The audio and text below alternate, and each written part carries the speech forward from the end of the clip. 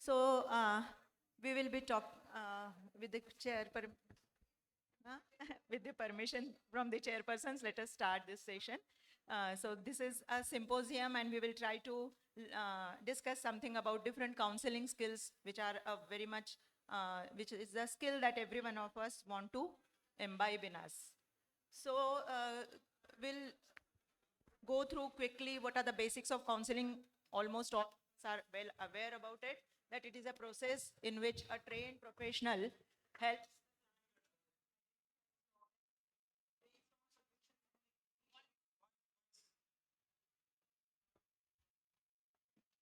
make decisions. Can I get that mic? And then help him choose and implement the decisions. So there are many schools of thoughts through which counseling takes place. The psychoanalytical one, which reflects onto the unconscious mind and the experiences of the childhood, and that was first given by Freud, and it is almost now sort of obsolete. Humanistic, which focuses on the individual's own capacity to rise up, and it was given basically by Rogers. About this, from this school, we will be discussing the motivational interviewing. There are some systemic counseling processes which work on the systems, various systems, the interpersonal relationships, the family therapies, the workplace psychotherapies, and in that we are going to take family therapy. Cognitives are the one which deal with the thought processes, and from this we will learn life skill based counseling. Generally, an eclectic approach is the one which the counselors follow, which has elements from various schools. So the steps of counseling are rapport building, history taking, goal setting, interventions, and termination. The goal setting is very, very individualized and client guided. But when it comes to adolescents, we need a great deal of hand holding. We have to offer them a big menu, and there are definitely certain goals that the counselor sets for himself. So after this, the intervention techniques could be like first the validating the feelings and instilling the hopes in the client. Then there could be two ways, either the tops down or the bottoms up approach. From the bottom up approach, we work first on the body and bodily senses and relaxation techniques, and mindfulness are some of the techniques that we try in these patients, because these are adolescents and they are many times so very difficult to work with their cognition, that we first go with this. But then there are other techniques also, wherein we start with psychoeducation, SWOT analysis, skill building, motivation for a life change, challenging maladaptive behaviors, and partnering with the stakeholders. So there is a mixed bag, and always there is a pick and choose. So there are different perspectives, different orientations, different priorities, and approaches are also different. Interventions could be different, but the final outcome and final intention is the same, to de-stress the patient. So we have three great experts in the field, and we will try to learn with them how each one of the counseling techniques are used in the day-to-day practice. So all of them are already introduced. So I will elaborate the case a bit, and this same case, they will demonstrate how they have taken it ahead, so that we get practical knowledge of how to do the counseling in the clinical setting. So this is a case of Rohini, who is 17 years old, belonging to a middle socioeconomic strata, bought by her parents for falling grades, sleep disturbances, and crying spells. She was eating less and avoiding going to school. There were no major anger aggression issues. She was a high achiever till 10th standard and wants to become a doctor. Admitted in a dummy school where she is not required to go, but she is attending a coaching class. Now she is not studying and not willing to go there. She said she gets very restless and difficult to focus when she goes to the coaching class or when she studies. The mother says that she is lost in daydreaming and always cries for small things. Father says that I'm so worried because I have put in a lot of money into her coaching and she is not being a responsible child. Coaching teachers are also unhappy. So on her disease, in the home front, she has a sister of 14 with whom she gets along well, and she has very, her father is in a semi-government setup and gets transferred very often, so she doesn't have steady friends. His mother and father are ill, and so he has to frequently visit them to their native. Mother is a housewife and orthodox and religious. She is always into rituals, which the father doesn't like, and she insists that Rohini also performs puja every day. She is a pure vegetarian, but these days eating less. She wants to become a doctor, and she's appearing for NEET but unable to plan and follow her study schedule. She has an elder cousin who is her model. Activities, she likes dancing and watching romantic serials, and she's on social media for 2 hours.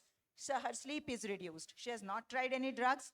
On societality, she has mood of 5 by 10, feels low, sad and confused since past 2 to 3 weeks, worries about her looks, especially her skin color, and she had tried many fairness creams. She doesn't have any suicidal ideation. Now coming to sexuality, she has a relationship with a boy since past 6 months, and she hopes to get some help for the need from that boy. Both of them like roaming around, and she accompanies her to various restaurants. Since about a month, the boy is behaving very differently, not picking up her calls, not answering her messages, and not paying any attention to her when she tries to talk with him in the coaching class. She felt very disappointed and hurt, and she with this changed behavior, and she suspects that this boy has got an affair with one of the most beautiful girls of their class. She has many confusing thoughts, and she remembers her old boyfriend, which she couldn't continue. She also remembers her mother often saying that I am more worried about Rohini's marriage than her career, and she also prays God for getting a good husband for her. She feels safe otherwise, but now she feels that she can land into fight with the boyfriend if there is an encounter like that. And she also is afraid that her parents will scold her if they get to know about this affair. She doesn't have the guts to tell them. On spirituality, she believes that doing good is enough, but she now feels that she is not delivering adequately as a daughter or as a student. She at times calls her ailing parents and grandparents and empathizes with them. So with this case, I hope you have understood the case, because it is very essential. So I took a little time on that. Now I want I request Dr. Geeta Bansal madam to come over and deliver her take on this case through the lens of motivational counseling. Over to you, madam. Please come.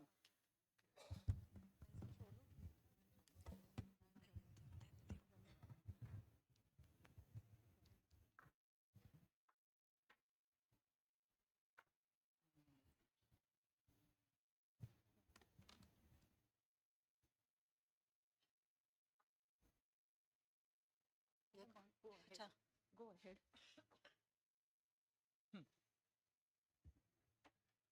Okay. So, this is my case actually. And this girl, ultimately, she went off much improved and happy. So, we went through some motivational interviewing steps. So, what is motivational interviewing? It is a particular way of talking to people about the change to strengthen their own motivation and their own commitment. And the counseling style is empathetic and person centered. The concept is that the most powerful motivations for changing our behaviors do not come from others, but from within us. It is an evidence based technique which strengthens motivation towards positive behavior change. And it is most effective when there is a two mindedness, whether person wants to change and doesn't want to change. The principles of motivational interviewing are basically, we should remember four things. Express empathy. So you get to feel what the other person is feeling like, be in their shoes. And roll with resistance. And roll with resistance is accomplished by encouraging the client autonomy. Like whatever decisions they are taking, plans they are making, then the person should make all that, take all the decisions. Then develop a discrepancy, like what you want, what you are doing now what behavior you are having now, and what are your goals. Try to let them feel and think about it that there is a discrepancy. I want to become a doctor, but right now I'm having affairs and I'm feeling bad for my boyfriend. Then support self-efficacy. The person should feel confident enough that yes, I want to change and that I can do it. An acronym OARS is very helpful when we go about motivational interviewing a person, where O stands for asking open-ended questions, where the person cannot say answer in yes or no. They have to give a detailed answer to us. And affirmations, by this we mean appreciating whatever we find good strengths in them. Reflective listening, when we listen to them carefully, we reflect back to them their emotion. So now you feel hurt about it. Yeah, you feel bad that your boyfriend is meeting other girls nowadays, like that. You reflect their emotions. E is elicit change talk. Try to find out on a Likert scale from 1 to 10 how much ready this person is for a change. So that is E. And summarizing at the end what all we did and discussed, you summarize so that the client also knows that you got him well and you are on the same page. So now let us take up this case, how I did motivational interviewing for this girl, Rohini. So first I ensured privacy to her and a quiet environment by telling my staff not to disturb, and I put my own mobile on the silent mode. That is very important. It keeps ringing. And then I tried to acknowledge her stress using a non-judgmental and supportive tone. For example, now the italics show the dialogues that I said. I have not taken up both sides of dialogues, but only what I said. So Rohini, you have been going through a lot lately. Can you share in your own words how you have been feeling these days? What has been the hardest part for you? So when I used affirmations to appreciate her, I said, you have been managing a lot of things, lot of changes, coaching, studies, relationship stress, and still coming here to talk, that takes a lot of courage. Good. It's clear that becoming a doctor is very important to you. And you have worked hard to reach this stage. These were the two affirmations that I used with her throughout the conversation. And then, regarding reflective listening, I told her, so you feel hurt and distracted because your relationship isn't going well. And at the same time, you're worried about falling back in your class. So, and another time I said, it sounds like you are sad and restless, but also determined not to give up on your dream. And then I started focusing on the difference between her values, goals. So when you think, first I tried to find out her values. So when you think of your future, Rohini, what do you want most for yourself? What would it mean to you if you were able to become a doctor? So, and then I summarized her value conflict. So your goal is becoming a doctor and making your family feel proud of you. And your current behavior is that you are getting distracted by relationship issues, your low mood, and losing focus. So then this helped me to develop a discrepancy.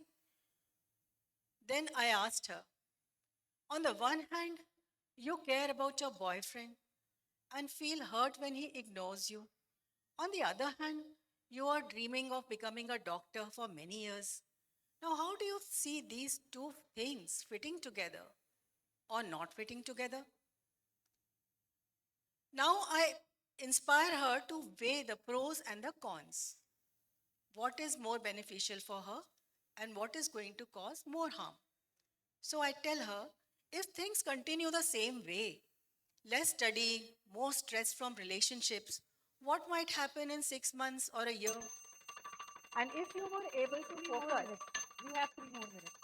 more on yourself and your studies, how might things be different? And then I elicited the change talk. Rohini, You have told me that you don't want to lose your rank. What small step can you take today or this week to get back on track? And what gives you the confidence that you can overcome this phase like you have handled so many earlier challenges also in your life? And then I started reinforcing her self efficacy or her self confidence. For this, I told her, you've been a consistent high achiever before. It shows you already have it in you. And you care deeply about your future, which is itself is a powerful motivation. And then we made a collaborative statement. So your plan, when she had planned and made the plan collaboratively, then I summarized it like this.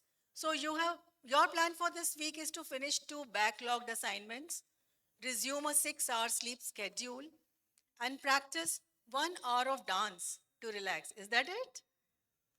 Okay, tell me, how confident are you that you can do this on a scale of 1 to 10? Her answer was 5. So now we ask her, what would take it to raise it from 5 to 7? And then we started exploring on the barriers that can come to achieve the goal. So what do you think may get in your way? What can you do to ensure that this doesn't pose an obstacle for you? So get the team to set up an appropriate timeline and explore 3 areas. How important it is for you to change, how much motivated are you to change, and how confident you feel that you can change. So these are the readiness rulers, importance rulers, and the confidence rulers on the scale of 1 to 10. All these 3 questions we ask them one by one and we get to know. Then I summarized. I use some of her own words to summarize. You have said that you really want to become a doctor, and right now the relationship issues are pulling you away from that. And you have also decided to focus on small steps, studying regularly, looking after your health, and keeping distractions limited, because that will bring you closer to your dream. Did I get that right? So, Rohini, this is your journey. You are the one who can decide. What is most important is how to move forward from here. And I believe that you have it in you.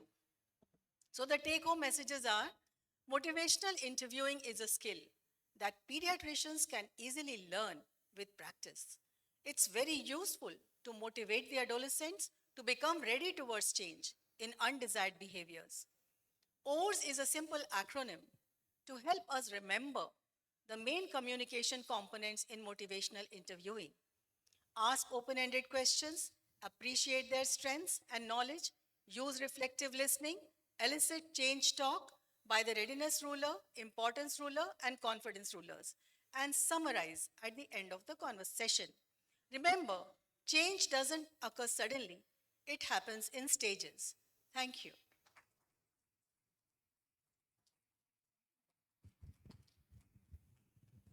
Thank you so much, madam. Please take a seat. So this was how the motivational interviewing part goes. And it is very important because adolescent behavior, we talk so much about them that whatever behaviors they learn now, they're going to last for their life and they're going to shape their future. So there are many areas of application whether for substance abuse where we can build intrinsic motivation to leave the substances. Chronic illnesses, very important because the treatment adherence matters so much in these diseases. For mental health issues, till we make them ready to engage in therapy, something short like this could be addressed, and this motivational interviewing can be done in the office practice because it is very, very brief and can be taught to many people like teachers and nursing staff. And at education and workplace, it offers a great opportunity to enhance the performance. So this was all about motivational interviewing. Now we come to the next lens, that is the lens of family therapy. It is a talk therapy where the therapist works with the family, and it has a flexible definition. Family could include even the extended family, and it aims at resolving the present conflict, but then it improves relationship and also gives us a better outcome in the future. So for this, I invite Kiran madam to go ahead. Thank you, madam. Hello. Good morning. Everyone still awake? Yes. So the important point is I just rushed through there even before I was invited because I know I will be invited. and I didn't want to waste the time. Second thing, I thank the organizers for giving me this opportunity. Really a wonderful thing to talk about a family. From the morning, we've been hearing many speakers talk about what family does. So what will I do now is go through, kitna minute de raha hai? So this topic, I loved the way they titled it. Beyond the Child, Healing the Family Unit. Okay, we otherwise are all counseling techniques interested only in dealing with the child or the index participant. So we are healing the family unit. The objectives of this session would be importance of family as a unit. We do know, but I'll try to stress on a few things how that imparts the value. What is family therapy? Before I proceed, let me also say a disclaimer. I'm not trying to make you expert family therapists. You will not get all the techniques from here to go and practice family therapy from henceforth. But just know what its importance is, and as pediatricians, how we can do it. Okay? And I have a strong foundation of Dr. Amdekar's and Dr. Swati Bhave's addresses to support the family as a unit and how it helps. In which situations is it important or who can benefit? Briefly mention the types and focus on structural family therapy, how it is relevant to our case of Rohini, processes and steps involved, again just mention about them. Interpersonal communication forms the main backbone of this, and again application and take home messages. So, importance of family as a unit. Besides physical and emotional care, we really know that family is the first institution or our first educator for social skills, giving us communication skills, giving us how to cope with our emotions, enjoy our occasions and your achievements, at the same time how to face the challenges. Don't you think the family gives us all these things? How do you communicate? Aggressive, passive aggressive, or assertive? Teaching empathy, teaching how to respect a less privileged person, how to be helpful to them, all these, the morals, ethics, values, and as Dr. Swati said, I'm not protecting you when you go against the law. All these things come from the family. So family as a unit is very, very essential. And we as pediatricians address to this family as better educators and implementers is very essential. So we've said all this. I'm not going to go through. Last line, you just focus. Studies indicate that strong family relationships are linked to longer, healthier, and happier lives. Let this message keep ringing in your mind today. So family does provide the primary environment for personal development and socializations and helps individuals to cope with challenges and celebrate the achievements. Now, what is family therapy? You would have realized by now, right from our physics period, every word in the definition explains what it is. So I've tried to put those words there so that we understand.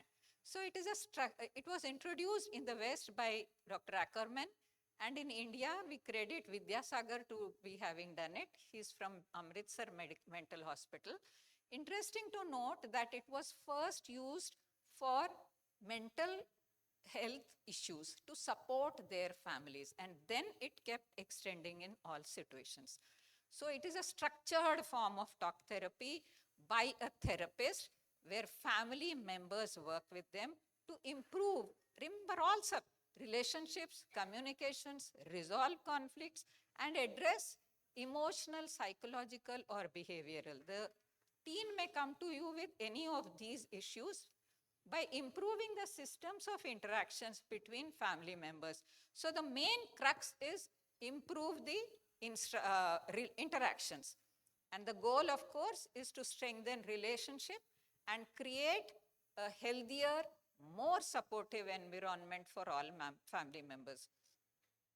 You would have by now realized that family therapists are actually relational therapists because they deal with the relations and not with an individual. So they are working on the dynamics. Okay. In which situations is it important? Oh, a crowded slide.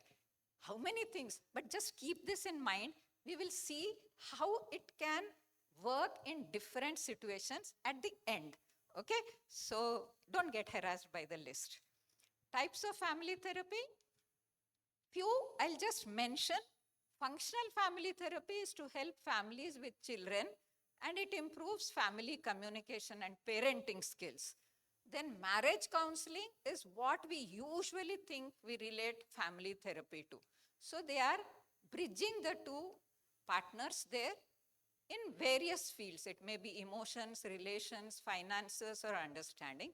Strategic family therapy is a very short-term therapy, which it focuses on a present situation. Coming to structural family therapy is what is relevant to us for this case. It looks at the inner relationships.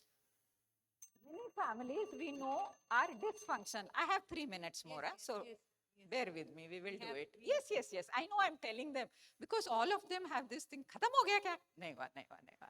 You have to bear and hear me for another 3 minutes. So it focuses on direct interactions among family members and tries to deal with the whatever disturbances are there, wherever there is dysfunctional communication, they will deal with it. Systemic family therapy is again in different contexts. Who is good as a parent, what they do, and psychoeducation is what it all started with for families of mental health related concerns. So structural family therapy, sorry? Okay. It looks at the structure of a family unit, improves the interactions between family members, aims to create. So we will just, in brief, just tell you 3 important things. How we go about this is during this, they should refrain from interrupting. Processes, most important, let's see on the family dynamics, what they do. They map the things. You have to diagnose something to put it in structure and then work on it. So these are the steps involved. Goals is of course to improve the family and the individual. There are different ways of interpersonal communication. I will now, I think I have only sufficient time to deal with what happens in this particular case. Before that, these are 3 important acronyms that you can go through where it says communication can be in the form of give, think, and fast. Now in this personal applications in our case, remember family interaction and communication points where Rohini's mother is worried more about her marriage. She is afraid that her parents, Rohini herself is afraid that parents will scold and doesn't have the guts. So she doesn't know how to say, so how will she be helped? Father is worried so much of money has spent and she is irresponsible. So now I'll tell you 3 important points. How you should deal, means say or act in this case. So when you ignore or make fun, ये कोई तुम्हारी उम्र है, जाने दो क्या करते हैं, और हो जाएगा, you will forget about it. Remember, these are very harsh things. It will, as it is, she is feeling rejected. With these words from her family, she'll feel double rejection. And then it may look small to the parents, but for that kid, it is everything. So what they learn, inse bol ke fayda nahi hai. Nothing, no use telling them. In fact, I will get only scoldings. So it's better I don't tell, and she will not. Then they may say it is an age of doing this, focus on studies. I have invested so much. Again, they feel not helped or supported. So avoid being harsh. Words have power, can break the heart and burn the bridges of communication. So what will you say? I understand it is being very painful for you. This helps that they have understood my feeling and they are not judging me. and they learn to trust. So tomorrow something more serious happens, they know I can come here and talk to them. Sit with them without any lectures. Just tell them being there heals by just their presence. Remind them, most important point, this pain will pass and I will walk with you through it. Be their strength and not their stress. This builds emotional connection between parents and teens. So handle their heartbreak with softness. Your actions have capacity to soothe and heal. So take home messages. As we realized, family is a fundamental unit institution shaping the teen structure. Healthy interactions, communications, and being with them is the cornerstone. Parenting styles, how do we do it as pediatricians? By teaching them parenting and focusing on H in heads, not ignoring it. Many forms of counseling, let me say, in dealing with adolescents, it is very important to include family therapy in all situations because we realized that is the point. So how does it help? How does family healing help? It promotes healthy life skills, prevents risk-taking behaviors, manages stress, anger, anxiety, depression, and conflicts. It builds bridges between aggrieved members. Reversing lifestyle diseases and metabolic diseases also helps. Healing emotional wounds, grief, any death in the family. So it not only supports the teen to become a healthy, resilient, responsible adult, it helps families dealing with specially abled and chronic disease members. So we have seen rainbow benefits of, that's why all those rainbow colors there. Rainbow benefits of family healing. Thanks for. Thank you, Kiran madam. Very nicely elaborated about the family therapy. So basically there are three phases. First is the engagement and motivation phase. Second is the maintenance phase. And third is the generalization phase. First phase may building positivity. Now if you try with Rohini with father, then validate her feelings, acknowledge her stressful situation and give her clarity about the financial stressors that are suffering, like that the family is going through. Positive interaction, interpretation. So what are good points in her and also what are good points in the father. So this is building positivity about one another, building connections, behavioral changes, spending quality time and giving some responsibility to Rohini. Communication styles, I understand all the statements madam has already told, and time management for Rohini and financial planning. This is a behavioral intervention that comes under the family therapy, and then sustaining it, making it a habit so that the situations don't arise. So having keen observation, being mindful about our communication, actions and their repercussions, and going into role reversibility. So this is how the family therapy works, and it helps to resolve many conflicts of the adolescent and the family as a whole. So, so now let us come to the final and the third lens of our case, that is through the life skill education. Over to Neema madam for that. Thank you, ma'am. Yes, I'll use it. It's okay. So, very good afternoon. Coming to the third approach to Rohini. So, what are life skills? Just as few cooking skills makes my recipe more flavorful, these are the basic skills which, if implemented as and when needed in our life, makes the life more enjoyable and easy and effortless. So these are the core skills which are defined by WHO as abilities for adaptive and positive behavior that enables individuals to deal effectively with demands and challenges of everyday life. UNICEF has little differently defined these skills. It is a balance of knowledge, attitude, and skills that enable individual to deal with daily life.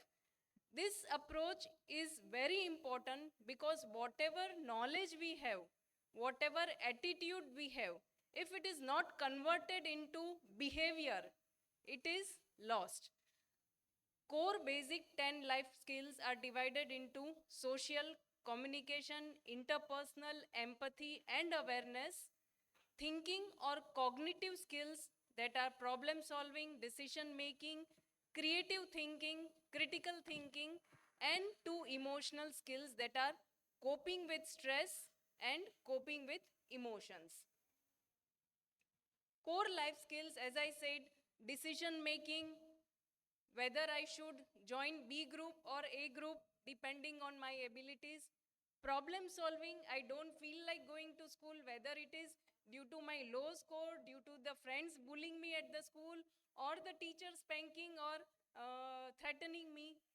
Creative thinking, thinking out of the box, putting yourself in the place of that thirsty crow and thinking how I can quench my thirst if I don't have these resources.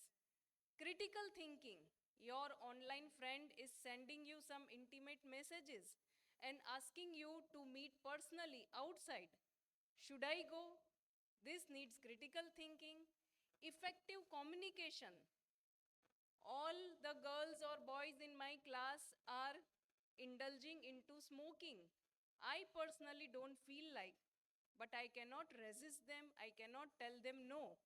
I cannot communicate my feelings. Interpersonal relationships, setting the boundaries between relationship within friends, and also where, as and when required, you can close the friendship or relationship constructively. Self awareness, what are my feelings?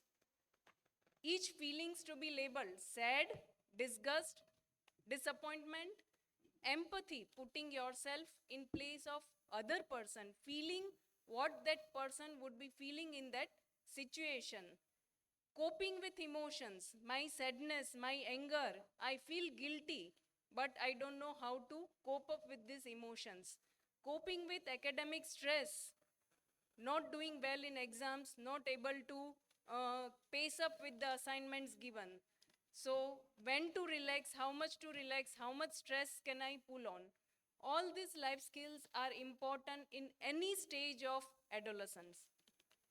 Why they are important? As we said, they help to translate knowledge into attitude and values and behavior, face personal and social challenges in life, make informed and responsible decisions, manage stress and emotions, maintain healthier relationships, increase self esteem, self confidence, and live life more productively. Now, how can we use this life skill based approach in case of Rohini? See, like any other counseling, we go with the common fundamental principles of rapport building, assessment, goal setting, intervention, and then evaluation and termination. Same steps we go with when we go with individual life skill session, prioritizing the problem, eliciting the options, alternative. The two fundamental pillars are identifying the deficient skill and skill enhancing and maintaining practices. These two things that we do differently in any life skill based approach. What are the methodologies we can use? Most of us are acquainted with using life skills in groups, in schools, and discussions, workshops, some worksheets can be given, assignments can be given, brainstorming, telling a small situation and asking the students to brainstorm, case, story, some videos can be displayed, role play, reverse role play can be done, simulation of certain situation. What if you were in this situation?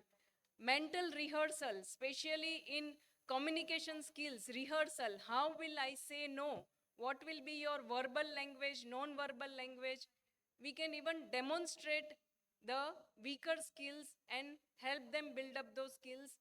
Actual practice, they are given opportunity, they come back with the feedback, how much they could do, what was lacking, what was not done perfectly, and we repeat and revise.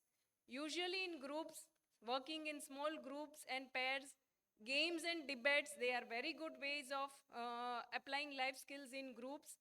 Experiential learning, project, drama, even mimes, they are very good ways of expressing non-verbally, and all individual strategies can be used in groups. So coming back to Rohini quickly, as we see, the problems identified were not able to communicate, there were value conflicts within the house, distraction, academic pressure, romantic relationships, media influence, lack of physical activity, sleep and hobby, and some body image concerns. Goals were set like in other settings. What we need to do in case of Rohini is develop her critical thinking, whether to give priority to her academics, how to deal with the relationship with the boyfriend. What is very important for me right now at this point? Open-mindedness, reflective thinking, identifying the biases, analyzing, organizing, exploring the consequences, and through all this we can go with, should I continue? With SWOT analysis, what are your weakness, what are your strength? We can do role reversal, put yourself in place of your father and see how he would be feeling by your behavior, your distraction right now. Gathering information, what information do you have about relationship and friendships, and probable options and pros and cons of applying each options. So some of the techniques we can use is asking questions.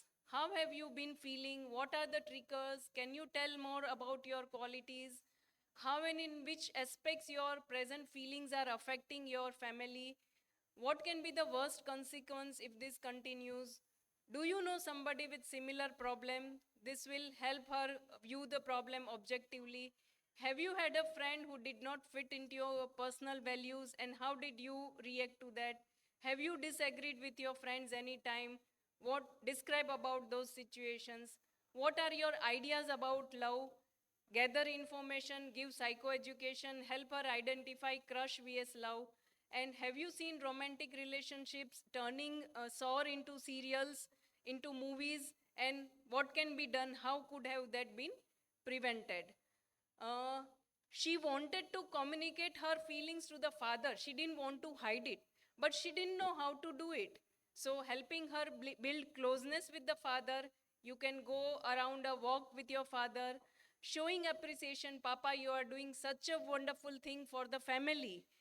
Framing the statements, I statements. I want to let you know this. I want to communicate. I want to talk about something that is very personal and it may annoy you, it may disappoint you. Setting the goal of conversation, whether you want to talk just to share your feelings, to seek help, to apologize, or to confess about something. Good listening techniques. She should be ready, whatever reaction comes from the parents, she should be ready to listen that first to understand their point of view, keeping the mind open, feedbacks, criticism, different perspectives, creative ways of communication she can apply. She's already good dancer. She can write notes, cards, and something like that. And learning assertiveness with the boyfriend, negotiating the conflicts, coping with emotions as we do with all other sessions, labeling the feelings, severity, mindfulness, breathing awareness. She can take, increase her social support from sister and cousin, journaling, distracting, and building healthy boundaries to reduce the stress and improve her study skills. So this life skill based approach helps in a planned counseling session. It is designed to help people cope more effectively, applied for almost all the issues that children face in their life. And advantage, it can be used in groups, easy to be done with people with little of training, also very experiential dynamic approach. Limitation is it is not very structured, it is a flexible approach. It can be used as an adjunct in many of the therapies, but it is not the sole therapy like in severe anxiety or severe depression. So it can be used as an adjunct. Ultimately, life skill approach teaches children that look from problem and shift to the questions, how you can get many solutions, not to be overwhelmed by the problems. You are bigger than the problems you face. Just keep on sharpening your skills. Thank you very much. Thank you. Thank you, madam, for such a wonderful delivery. So areas of application she has already told, and in conclusion, I would say that counseling strategies offer a palette full of colors. Wisely choosing and using them can make lives beautiful. Practice makes man perfect, so do practice all these things, and pediatricians can become passionate painters. So thank you all my esteemed speakers for delivering such Wonderful intelligently. job. And I request the chairpersons to No, it was a wonderful job